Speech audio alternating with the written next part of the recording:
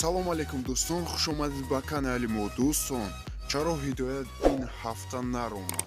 Чаро ваъда доданд ки рӯзи шанбе мебарояд, вале наромад. Коргардони Каронфилм ба мо хабар доданд ки Хидоят ин ҳафта намебарояд ва шояд ҳафтаи оянда ҳам набарояд.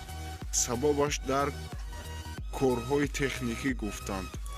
Намедонам дӯстон, дар ин бора худатон ягон чӣ фикр кунед. Ва дӯстон, беҳтарин канал мо ба шумо тавсия метем, канали бародария. Дар онҷа дар бораи варзишгарои тоҷик гап мезанам, биографияи ҳама